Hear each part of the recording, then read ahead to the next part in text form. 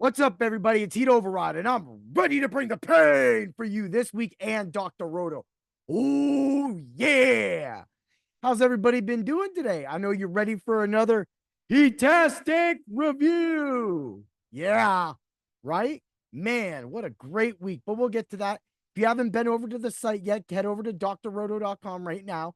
Use code word doc. Join today so you can get a percentage off your subscription and start winning your fantasy football championships today. That's right, today. Because you don't win them when the season starts because it's already too late. So let's go. Yeah. Woo. It's time to bring the pain. Woo. To the Heat-tastic review. Yeah. All right, let's go right down it. Salvador Perez. Juicy matchup.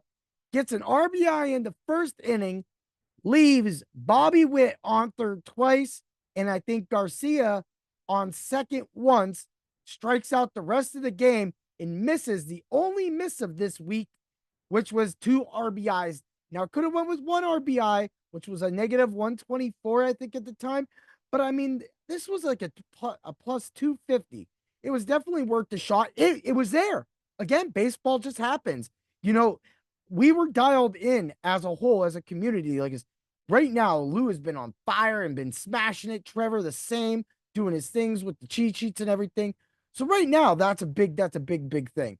So that being said, I just wanted to make sure that everybody's getting the same knowledge, that same power, everything that's going on. Meanwhile, also getting ready for your fantasy football leagues. We'll get to that. I'll review another fantasy football article on the site that just went live today. So we'll get to that. But let's finish this up. Paul Goldschmidt, single.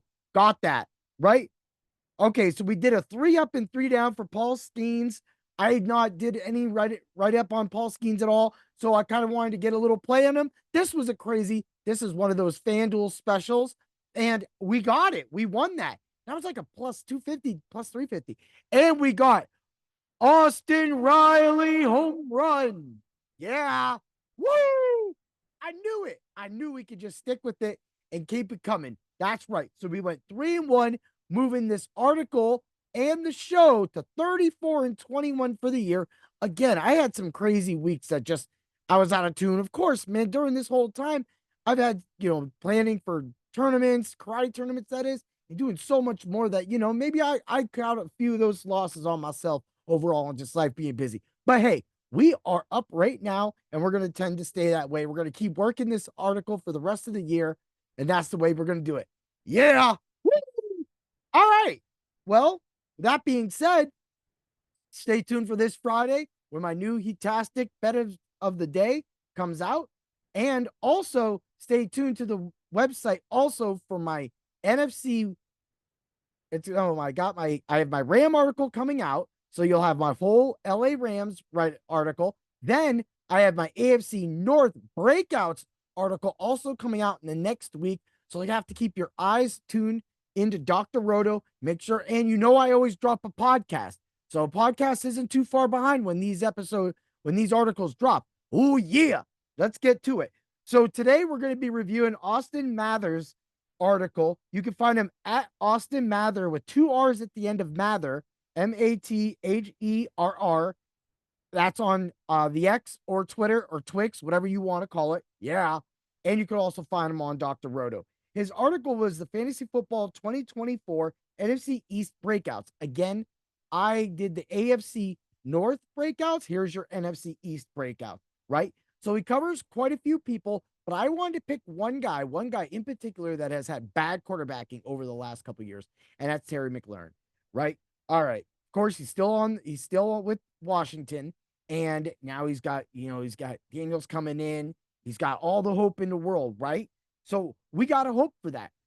Now, one thing why he was highlighted as Austin was highlighted as talking about is that he has had subpar quarterbacking and he seems to always be right around 1,000, but never more than like 1,200. Well, that's going to change. That's definitely changing this year, right? Because if Terry McLaurin can stay healthy, we're going to get to it. So let's see what he did last year. Out of 132 targets, he turned 79 receptions in for them. He had 1,002 yards, modest, 4 touchdowns. when you're a superstar receiver, you need more than that. And he is the star receiver for this team, but this team doesn't treat him like that. They're not commanding anything. So before you end up on one of my Bring the Pain hit episodes, Washington Commanders, you better take charge because Terry McLaurin needs more than that. So what we're going to look at this year, and this will push him, what I think and what Austin Mathers was getting at was a breakout year for Terry McLaurin. So what he's going to need to do that with, he's going to need 148 targets. We're going to need at least 91 receptions. We could go for 100. Maybe we could get 100, but that's asking a lot for a rookie and a team that's kind of like, just kind of lost, gave away their best defensive players last year. I mean, so much more. 91 receptions. We're going to go 1,276 yards, bang, and 7 touchdowns. Yes, that is an improvement on all of his stats. It gets him more targets. And of course, Daniels is a big game quarterback. He likes to take shots down the field. That's McLaurin's best asset on top of his route running and being solid. This is the year I agree with Austin 100% that you'll want to get him. What's really cool is his average draft position right now is around 68 overall. And in wide receiver leagues, depending if it's half point, no point. Well, I mean, if it's scoring league, you don't really want him with that 4 touchdowns, even with the 7 touchdowns. But if you got somebody and you got to get somebody for a third receiver or second receiver, that's your guy. Because he's a wide receiver too. He could be a 1. Now with these 7 touchdowns, if we see him go over 100 receptions, maybe 1,300 yards and 10 touchdowns, then definitely he gets that wide receiver low-end 1 status. But for right now, we're looking at him as a wide receiver 2. Again, you're going to get him in the 4th and 5th rounds, depending on redraft or non-redraft leagues. Check him out and head over to Dr. Roto to check out this entire article. I purposely leave people out so that I can leave my coworkers, my team, their meat and potatoes on the plate. Oh, yeah. Have a great day, everybody. And always remember to bring the pain. May the bets be with you. Yeah, we're going to smash.